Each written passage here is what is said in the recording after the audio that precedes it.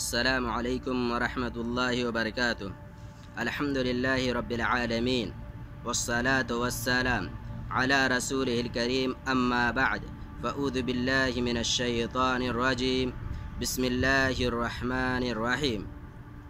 رب اشرح لی صدری ویسر لی امری واحلل عقدۃ من لسانی یفقہوا قولی۔ پیارے ناظرین، درس توحید کے اس پروگرام میں آپ کا استقبال ہے۔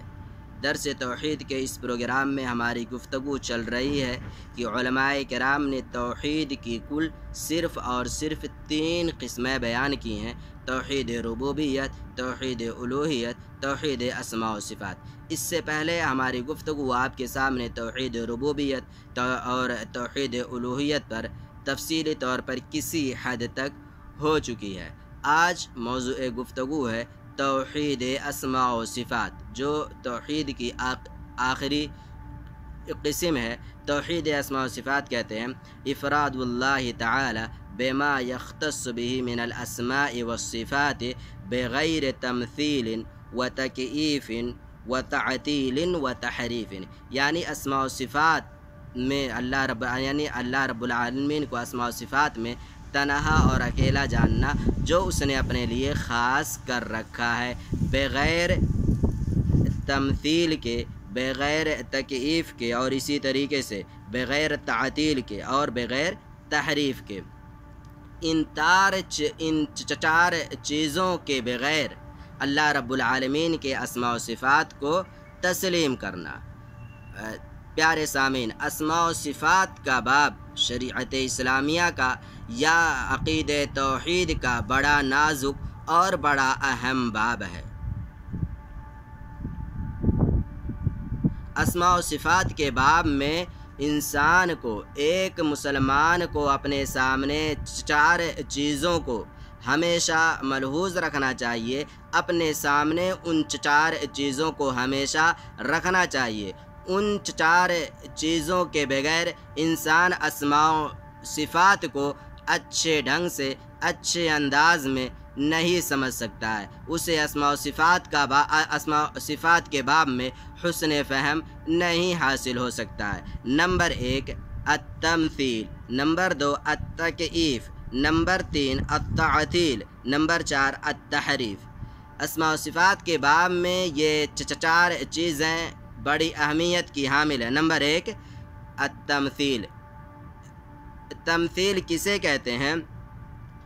اثبات ماثل للشیء، یعنی کسی چیز کو کسی چیز کے مثل قرار دینا، تسلیم کرنا۔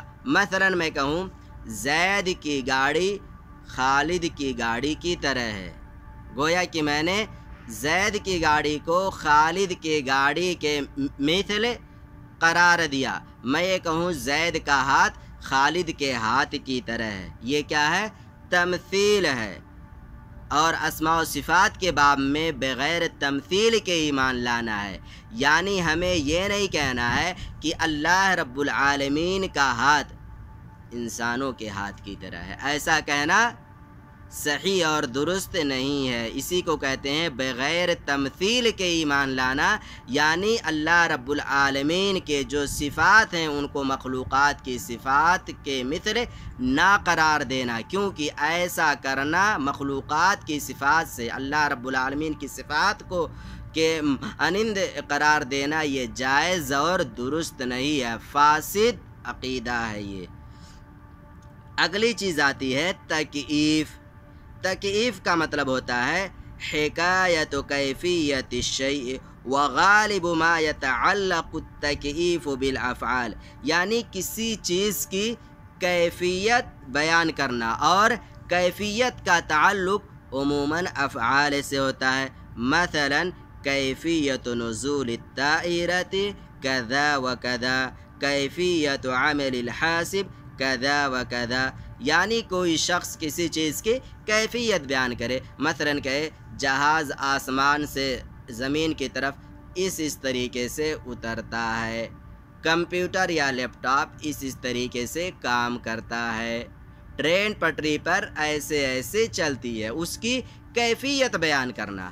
اسماء و صفات کے باب میں ہم اسے یعنی ہم یہ کہیں اللہ رب العالمین آسمان دنیا کی طرف رات کے تیسرے حصے میں اس طرح نزول فرماتا ہے، یہ کیفیت ہوتی ہے، اس طریقے سے اللہ رب العالمین نزول فرماتا ہے، تو کیفیت بیان کرنا یہ جائز اور درست نہیں ہے اللہ رب العالمین کے۔ یا کہ الرحمن علی العرش استوى، اب استوا کی ہمیں ایک کیفیت بیان کرے کہ اس طریقے سے وہ عرش پر مستوی ہوا، اس کیفیت سے وہ مستوی ہوا، تو اسماء و صفات کے باب میں کیفیت کا بھی بیان کرنا جائز اور درست نہیں ہے۔ اگلی چیز ہے بغیر تعطیل، بغیر تعطیل کے، اور ایک کیفیت ہی کے باب میں ایک چیز اور آپ جان لیں کہ جب ایک شخص امام دار الہجرہ امام مالک رحمۃ اللہ علیہ کے پاس آتا ہے اور استوا کے متعلق سوال کرتا ہے تو امام مالک رحمۃ اللہ علیہ بڑا عمدہ جواب دیتے ہیں، اور ان کا یہ جواب اہل سنت والجماعت کے لیے، صحیح عقیدے کے حاملین کے لیے ایک بنیاد اور اساس اور اصول کی حیثیت اختیار کر لیتا ہے۔ ان کا یہ جواب اسماء و صفات کے باب میں بڑی ہی اہمیت کا حامل ہے۔ امام مالک رحمۃ اللہ علیہ اس شخص کے جواب میں کہتے ہیں الاستواء معلوم، کہ استوا تو معلوم ہے، والکیف مجہول، لیکن کیفیت، استوا کی کیفیت یہ مجہول ہے، والایمان بہ واجب، لیکن استوا پر ایمان لانا یہ واجب ہے، والسؤال عنہ بدعہ، اور استوا سے متعلق سوال کرنا، اس کی کیفیت سے متعلق سوال کرنا یہ بدعت ہے۔ امام مالک رحمۃ اللہ علیہ کا یہ قول ایک اصول کی حیثیت رکھتا ہے۔ اسماء و صفات کے باب کو اچھے انداز میں سمجھنے کے لیے امام مالک رحمۃ اللہ علیہ کا یہ قول بڑا ہی معاون و مددگار ہے ہم تمام کے لیے۔ تو یہ کہ کیفیت بیان کرنا کہ کہ اللہ رب العالمین آسمان دنیا کی طرف اس طریقے سے نزول فرماتا ہے، یہ بھی جائز اور درست نہیں ہے۔ نمبر 3 تعطیل۔ تعطیل ماخوذ من العطل هو الخلو، تعطیل ماخوذ عطلہ سے، هو الخلو یعنی کسی چیز کا خالی ہو جانا، اسی کو تعطیل کہا جاتا ہے۔ جیسا اللہ رب العالمین نے قرآن کریم کے اندر استعمال کیا وَبِئْرٌ مُعَطَّلَةٌ یعنی لِخُلُوِّهِ مِنَ الْمَاءِ، یعنی ایسا کنواں جو پانی سے بالکل خالی ہو، اسے کیا کہتے ہیں؟ تعطیل عطل کہا جاتا ہے۔ اور اسماء و صفات کے باب میں جب تعطیل آئے گا تو کہا جائے گا الجحد والانکار والنفی، یعنی اسماء و صفات کا کلی طور پر یا جزوی طور پر انکار کرنا یہ بھی جائز اور درست نہیں ہے۔ یعنی اللہ رب العالمین نے قرآن کریم کے اندر اور پیارے رسول صلی اللہ علیہ وسلم نے احادیث مبارکہ کے اندر جو اسماء و صفات اپنے لیے بیان کیے، اللہ رب العالمین نے ان اسماء و صفات کا کلی طور پر انکار کر دینا یا جزوی طور پر انکار کر دینا، اسی کو تعطیل کہا جاتا ہے۔ تو اسماء و صفات کا انکار بھی نہیں کرنا بلکہ اثبات ثابت کرنا، جو اسماء و صفات قرآن و حدیث کے اندر بیان کیے گئے اللہ کے لیے انہیں تسلیم کرنا ہے، ان کا اعتراف کرنا ہے، اور ان کے لیے تعطیل، ان کا انکار کرنا یہ صحیح عقیدہ نہیں ہے، یہ فاسد گمراہ کن عقیدہ ہے۔ اور اس دنیا کے اندر ایسی جماعتیں وجود میں آئی، ایسے گمراہ کن فرقے وجود میں آئے جن فرقوں نے اللہ رب العالمین کے اسماء و صفات کا کلی طور پر انکار کر دیا، اور ہم ان کو الجہمیہ یعنی جہمیہ کے نام سے جانتے ہیں۔ یہ ایسا گمراہ فرقہ ہے جس فرقے نے اللہ رب العالمین کے اسماء و صفات کا کلی طور پر انکار کر دیا۔ اسی طریقے سے جو اعتزالی ہوتے ہیں، اعتزال یعنی جن کے یہاں اعتزال موجود ہوتا ہے، وہ لوگ بھی اللہ رب العالمین کے اسماء و صفات کا جزوی طور پر انکار کرتے ہیں۔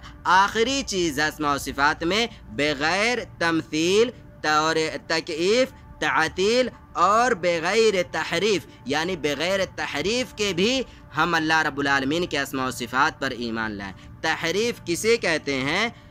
تحریف کہتے ہیں کہ صرف المعنى المراد عن حقیقته الى المجاز، یعنی لفظ کا جو اصلی معنی حقیقی معنی ہے اس سے ہٹا کر کے، اس کو چھوڑ کر کے کوئی اور معنی مراد لے لینا، یہی تحریف ہوتا ہے۔ یعنی اس کو ہم اس انداز سے سمجھتے ہیں، کتابن کا مطلب کتاب ہوتا ہے، اب کوئی شخص کہتا ہے نہیں، کتاب کا مطلب کاپی ہوتا ہے، کتاب کا مطلب گھر ہوتا ہے، تو وہ کیا کر رہا ہے؟ کتاب کا جو اصلی معنی ہے اس کو چھوڑ کر کے ایسا معنی مراد لے رہا ہے جو اس کے اندر موجود نہیں ہے۔ کہاں سے ہو سکتا ہے کہ کتاب کا مطلب گھر ہو، کتاب کا مطلب آدمی ہو، کتاب کا مطلب گھوڑا ہو، کچھ بھی معنی مراد لے لے وہ، کیونکہ اصلی معنی کو اس نے چھوڑ دیا۔ تو اصلی معنی چھوڑ کر کوئی اور معنی اس سے مراد لینا، یہی تحریف ہے۔ یہود و نصارہ نے آسمانی کتابوں کے اندر یہی کام کیا ہے، اور یہ تحریف لفظی طور پر بھی ہو سکتا ہے، معنوی طور پر بھی ہو سکتا ہے۔ یہود و نصارہ نے تورات، زبور، انجیل، جو بھی آسمانی کتابیں آئیں، اس سے پہلے ان کے اندر ان جماعتوں نے، ان قوموں نے تحریف کیا، لفظی طور پر اور معنوی طور پر۔ تو اسماء و صفات کے باب میں تحریف بھی ہمیں نہیں کرنا ہے۔ اسماء و صفات کے باب میں تحریف کس طریقے سے ہو سکتا ہے؟ مثلا جیسے اللہ رب العالمین نے قرآن کریم کے اندر بیان کیا ہے کہ الرحمن علی العرش استوى، یہاں پر اللہ اصلی معنی جو ہے استوا کا، یعنی استوا، اللہ رب العالمین عرش پر مستوی ہے۔ اب کوئی شخص کہتا ہے استوا کا معنی یہاں پر الاستعلاء ہے، یہ کیا کر رہا ہے؟ معنوی تحریف کر رہا ہے، کیونکہ جو اصلی معنی اس کو چھوڑ کر کے ایسا معنی مراد لے رہا ہے جو استوا کے اندر موجود نہیں ہے، اور وہ کہہ رہا ہے استوا کا معنی الاستعلاء استعلاء ہے۔ یا اسی طریقے سے اللہ رب العالمین کا فرمانا ہے وَجَاءَ رَبُّكَ وَالْمَلَكُ صَفًّا صَفًّا۔ اب کوئی شخص کہتا ہے وَجَاءَ رَبُّكَ کا اصلی معنی ہے کہ اور تمہارا رب آئے گا، اصلی معنی یہ ہے۔ اب کوئی شخص کہتا ہے نہیں، وَجَاءَ رَبُّكَ سے مراد ہے وَجَاءَ أَمْرُ رَبُّكَ، یعنی رب نہیں آئے گا بلکہ اس کا حکم آئے گا۔ تو جو اصلی معنی تھا کہ رب آئے گا، اس اصلی معنی کو چھوڑ کر وہ شخص کہہ رہا ہے وَجَاءَ أَمْرُ رَبِّكَ، کہ تمہارے رب کا حکم آئے گا، تمہارا رب بذات خود نہیں آئے گا، یعنی ایسا معنی مراد لے رہا ہے جو معنی کتاب و سنت سے ثابت نہیں ہے، تو اسی کو تحریف کہتے ہیں، اور لوگوں نے تحریف کیا بھی ہے۔ یا اسی طریقے سے ہے کہ اللہ رب العالمین رات کے تیسرے حصے میں آسمان دنیا کی طرف نزول فرماتا ہے۔ اب کوئی شخص کہتا ہے کہ یہاں پر رب کے آسمان دنیا کی طرف نزول فرمانے سے مراد یہ ہے کہ اس کی رحمت نازل ہوتی ہے، وہ بذات خود نہیں آتا ہے بلکہ وہ تنزل رحمتہ، اس کی رحمت نازل ہوتی ہے۔ یہ بھی کیا ہے؟ تحریف ہے اس حدیث کے اندر، جو اصلی معنی اس کو چھوڑ کر کے ایسا معنی مراد لیا جا رہا ہے جو معنی اس کے اندر، اس لفظ کے اندر موجود نہیں ہے۔ سیدھی سی بات ہے، رب آسمان دنیا کی طرف آتا ہے، کیفیت کیا ہے، کیا شکل ہے، ان تمام چیزوں پر ہمیں بحث نہیں کرنی ہے، بس حدیث کے اندر، قرآن کریم کے اندر آ گیا کہ حدیث کے اندر آ گیا کہ اللہ رب العالمین رات کے تیسرے حصے میں آسمان دنیا کی طرف آتا ہے، بس اس پر ایمان لانا واجب ہے۔ اب کوئی کہے رب کے آنے سے مراد یہ اس کا حکم آتا ہے یا اس کی رحمت نازل ہوتی ہے رات کے تیسرے حصے میں، یہ غلط ہے، فاسد عقیدہ ہے۔ اگر کوئی ایسا اعتقاد اور عقیدہ رکھتا ہے تو وہ اس کا اعتقاد اور عقیدہ صحیح اور درست نہیں ہے، اسے اصلاح کر لینی چاہیے۔ تو یہ معنی ہے تحریف۔ تو اسماء و صفات کے باب میں ہمیں اسماء و صفات پر ایمان لانا ہے، بغیر تمثیل کے، بغیر تکییف کے، اور بغیر تعطیل کے، اور بغیر تحریف کے۔ ان چار چیزوں کو اپنے سامنے رکھ کر اسماء و صفات کا ہمیں اقرار اور تسلیم کرنا ہے اور اس پر ایمان لانا واجب ہے۔ پیارے سامعین، اسماء و صفات کا باب میں نے ذکر کیا تھا، بڑا اہم باب ہے، عقیدہ توحید کا بڑا اہم باب ہے۔ بہت سارے لوگ اس میں بھٹک گئے، بہت سارے لوگ اس میں دھوکہ کھا گئے، اس چیز کو صحیح ڈھنگ سے نہیں سمجھ سکے، ماحول کا ان پر اثر پڑا، یا پھر یہ کہ انہیں حسن فہم نہیں حاصل ہو سکا، چنانچہ کئی سارے علماء تو بھٹکے ہی، ساتھ میں اسماء و صفات کے باب میں کئی ساری جماعتیں گمراہ کن فرقے وجود میں آ گئے، جہمیہ، معتزلہ وغیرہ اسی باب میں شامل ہیں۔ اسی وجہ سے علماء کرام نے مستقل طور پر اسے اسماء و صفات کے باب میں کتابیں لکھی ہیں۔ پیارے سامعین، اسماء و صفات کے باب میں تفصیلی طور پر معلومات حاصل کرنے کے لیے اور حسن فہم حاصل کرنے کے لیے، اچھے انداز میں اس باب کو سمجھنے کے لیے، توحید کی اس قسم کو سمجھنے کے لیے علامہ ابن تیمیہ رحمۃ اللہ علیہ کے شاگرد رشید علامہ ابن القیم رحمۃ اللہ علیہ کی کتاب بدائع الفوائد کے اندر انہوں نے مستقل طور پر اپنی اس کتاب کے اندر ایک باب خاص کیا ہے اور تفصیل کے ساتھ اس پر بحث کی ہے، اور اسی طریقے سے اپنے وقت کے اصولی اور فقیہ علامہ ابن عثیمین رحمۃ اللہ علیہ نے اس پر مستقل طور پر ایک کتاب لکھی اور اس کتاب کا نام رکھا ہے القواعد المثلی، اور اسی طریقے سے علامہ سعدی رحمۃ اللہ علیہ نے